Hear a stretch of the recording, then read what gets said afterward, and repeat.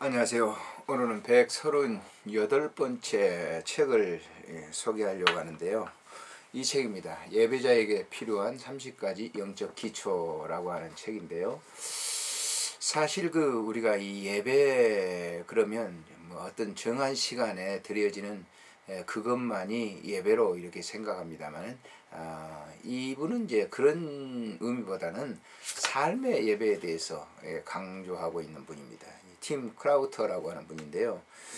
현대 예배 분야에서 주목을 받는 사람이고, 그분이 이제 쓴 예배에 관한 책들이 굉장히 많습니다. 하나님의 손에 훈련된 예배 인도자, 효과적인 찬양 사역, 우리의 예배를 받으시는 12가지 이유, 예배자가 알아야 할 60가지 메시지, 처음처럼 예배하라, 이런 등등의 책들을 이렇게 많이 썼는데요. 예배에 관한 것만 이렇게 쓴 겁니다. 그래서 오늘도 이제 이 예배자에게 필요한 이 30가지 영적인 그 기초에 대해서 소개를 하고 있습니다. 이 예배자는 이제 이 팀 크라우터는 이 책에서 예배란 그저 형식이나 기술이 아닌 삶의 양식이라는 사실을 간결하고 명쾌하게 전해주고 있습니다. 저자가 직접 체험하여 깨달은 진리이기에 설득력과 공감을 이끌어내기에 충분합니다. 저자는 이 책에서 처음부터 끝까지 한결같은 어조로 형식적이고 겉모습에만 친용한 예배가 아닌 삶이 담긴 예배를 드려야 한다고 역설을 하고 있죠. 이 책을 읽는 우리들이 저자가 직접 체험하여 깨달은 진리를 자신도 직접 경험하고 깨닫기를 이렇게 소망하고 있습니다. 이 책은 1부에서는 하나님과의 친밀함, 2부에서는 예수님의 성품 담기, 3부에서는 공동체 하나됨이라는 주제에 각각 조리 있게 맞춰져 있습니다. 다들 알고 있겠지만은 정작 삶의 현장에서 잊어버리기 쉬운 영적 성장의 기반을 새롭게 다지는 마음을 가지고 이 책을 썼다라고 하는 것이죠. 그래서 이 책은 이제 하나의 큐티의 교재로도 사용할 수 있습니다. 한 달 정도 그 30일 정도니까요. 30일간의 한 과제들을 이렇게 살펴보면서 서로 묵상하고 나누는 그런 것을 통해서 좋은 이 예배자가 되어야 되겠다라고 하는 그런 의미도 담겨져 있습니다. 제1부 예배자는 하나님과 친밀감을 누려야 한다라고 하는 제하에 10가지를 소개하고 있는데요. 하나님은 친밀한 관계를 갈망하신다. 당신의 신앙은 말인가 삶인가? 말로만 하는 건가 삶인가? 라고 하는 것. 우리가 예배가 진정한 예배는 말보다는 삶이어야 된다라고 하는 것이죠. 우리는 모두 죄인이다. 다시 주님 앞으로 나아가라. 하나님의 사랑은 값없는 선물이다. 삶에서 행하는 우상숭배를 멈춰야 된다. 이 우상숭배는 이제 바울은 탐욕이라고 그랬죠. 그런 이 욕구적인 그런 것을 가지고 하는 것은 우상숭배와 같다라고 하는 것이죠. 가장 좋은 것을 선택하라. 당연한 것을 기적으로 여기라. 날마다 새로운 감격을 누리면서 살아라. 모든 것으로 주님을 예배하라. 모든 삶 전체를 통해서 예배가 되어야 된다라고 하는 것이죠. 제2부 예배자는 예수님의 성품을 닮아야 된다라고 하는 것이죠. 11번째는 성품은 영혼 깊이 스며들어 있다. 12번째 온유함이 곧 강함이다. 13번째 성실은 의무다. 14번째 정직은 선택이 아닌 필수다.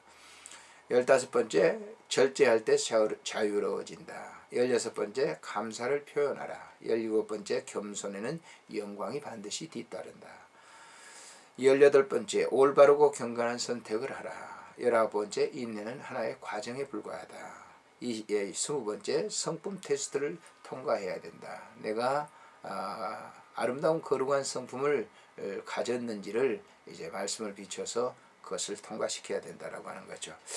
제3부 예배자는 하나 되는 삶을 추구해야 된다라고 하는 거죠. 21번째 가상세계에서 탈출하라. 생각만 하는 그런 예배가 아니라 현실의 삶 속에서 하는 그런 예배가 되어야 된다라고 하는 거죠. 22번째 서로 필요를 받아들여라. 23번째 권위에 순종하라. 24번째 자기 의견만 고집하지 말라. 25번째 궁극적인 부분만 보려고 노력을 해라. 26번째, 서로 격려해라. 27번째, 부정적으로 말하지 말라. 28번째, 서로 용납하라. 29번째, 의리를 지키라. 30번째, 하나됨을 이루기 위해서 힘쓰라. 이것은 이 관계 속에서, 인간관계 속에서도 예배자가 돼야 된다라고 하는 것이죠. 말로 하는 것이 아니라 실제적으로 이 예배자가 삶의 현장 속에서 드려지는 그런 그 관계 속의 예배가 돼야 된다라고 하는 그런 것을 얘기합니다. 이 책 가운데 뭐 상당히 그 중요한 부분 다 그 단계마다 중요한 거지만은 10번째 모든 것으로 주님께 예배하라를 잠깐 제가 그대로 읽어드릴게요. 몇 년 전 한 사역자가 자신의 친구와 함께 다른 교회를 방문했던 이야기를 한 적이 있다. 주일 오전 예배를 마치고 차를 타려고 걸어가던 중 친구가 오늘 목사님의 설교는 정말 흥미로웠어. 하지만 예배에서 그다지 은혜를 받지 못했어 라고 털어놓았다. 그 사역자는 친구를 바라보면서 물었다. 무엇이 문제인지 생각해 봤어? 이 질문의 핵심은 간단하다. 바로 누구를 예배했는가 이다. 비록 실제 예배 시간을 통해 무언가를 얻기는 했지만 본질적으로 이것이 아니다. 우리의 찬양과 예배는 하나님을 향한 행위다. 우리가 예배에서 무엇을 얻느냐 하는 것이 핵심이 아니라 그저 하나님이 예배받기 합당한 분식에 예배하는 것이다. 아주 중요한 얘기죠.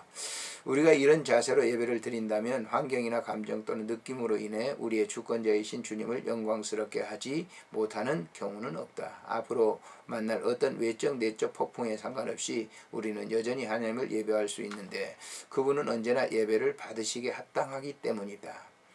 진정한 예배의 태도는 예배에서 무엇을 얻을 것인가가 아닌 무엇을 드릴 것인가에 더 신경 쓰는 것이 옳다. 몇 년 전 나는 한 사람이 하나님의 말씀의 중요성에 대해 강의를 하는 것을 들었다. 그는 강의를 하면서 주의 의로운 규례들로 말미암아 내가 하루 7번씩 주를 찬양하이다 라는 구절을 나누었다. 이 말씀에서 그 강조한 점은 우리가 말씀을 주신 하나님을 찬양할 필요가 있다는 것이다. 강의를 들으면서 내 생각은 다음과 같이 진전되어 나갔다. 맞아. 그렇지. 하지만 우리는 무엇에 대해 하루에 7번씩 찬양하는가? 그리고 만약 우리가 그랬다면 삶에는 어떤 변화가 일어날까? 나는 상상력이 무척 뛰어나다. 그래서 하루에 7번 찬양한다는 말씀을 묵상하며 과연 이것이 현실적으로 가능한지 의아했다. 현실에서 가능하다면 아마 이렇게 할 수 있을 것이다.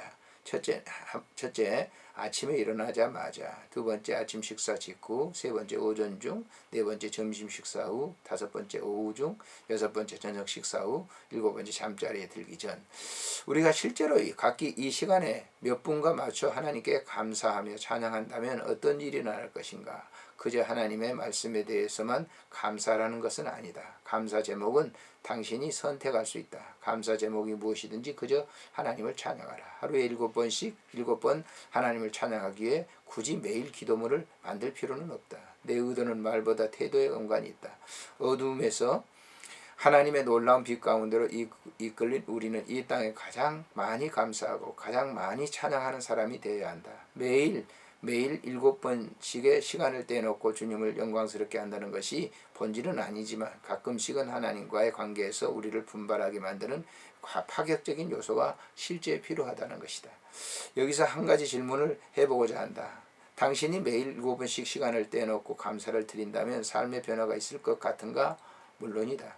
얼마 전 나는 하루 7번씩 찬양한다는 이 개념을 내가 사역하고 있는 대형 교회에서 나누었다. 이 특별한 교회 사역자들 중에 주 업무가 교회 내 선교에 대한 지식을 증대시키고 교회 선교활동을 감독하는 것이 목사님이었다. 이 목사님이 예배 후에 내게 와서 잊지 못할 이야기를 한 가지 해주었다. 그는 하루에 7번이라는 생각은 아주 흥미롭군요. 우리는 무슬림을 보면서 그들이 정말 광신적이라고 생각하는데 그 이유는 그들이 하루에 5번씩 메카를 향해 절을 하고 기도하기 때문입니다. 그런데 그들이 왜 그렇게 하는지 아십니까? 라고 물었다. 나는 잘 모르겠다고 대답했다. 그것은 무하마드가 무슬림이라는 종교를 창시할 때 그리스도인들이 하루에 7번 기도하는 것을 실천하고 있었기 때문입니다. 그것을 본 그는 너무나 광신적이라고 생각했고 하루에 5번만 하기로 정했습니다. 나는 놀라서 할 말을 잃었다. 나는 오늘날 주님이 이렇게 주님을 경배하는 자들을 찾으신다고 확신한다. 모든 대가를 치르고서라도 자신을 따를 사람을 찾으시는 것이다. 누가 예수님의 발에 아주 비싼 향유 옥합을 깨뜨린 여인 이야기를 기록했다. 누가는 이런 사실을 기록했죠. 바리새인들은 다 죄 많은 여인이 자신을 만지도록 허락하신 예수님의 태도에 깜짝 놀랐다. 그런 그들에게 예수님은 짤막하게 용서와 사랑에 대해서 얘기를 하시고는 한 가지 질문을 던지셨다. 그 다음에 예수님은 여인이 향유 담긴 옥합, 그 여인의 시간, 그 여인의 애정을 모두 담고 있는 값비싼 희생의 주님을 향한 그 여인의 사랑과 같다고 하셨다. 사실 그 여인은 예수님을 향한 진정한 예배를 보여주고 있었다. 겉으로 보기에는 그 여인이 자신의 행위를 통해 예수님으로부터 무언가를 받겠다는 생각을 한 것 같지는 않다. 그저 자신이 받드는 그분을 높여드리기 위한 행동이었다. 예수님 반응에서 그 여인의 예배는 아주 옳았다는 것을 알 수 있다.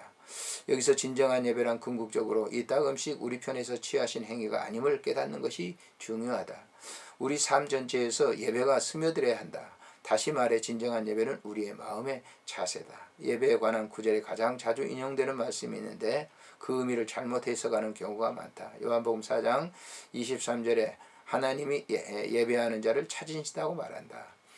아버지께서 참되게 예배하는 자들을 영과 진리로 예배할 때가 오나니 곧 이때라. 아버지께서 자기에게 이렇게 예배하는 자들을 찾으시느니라. 하나님이 예배를 찾고 계신다고 말하지 않는다.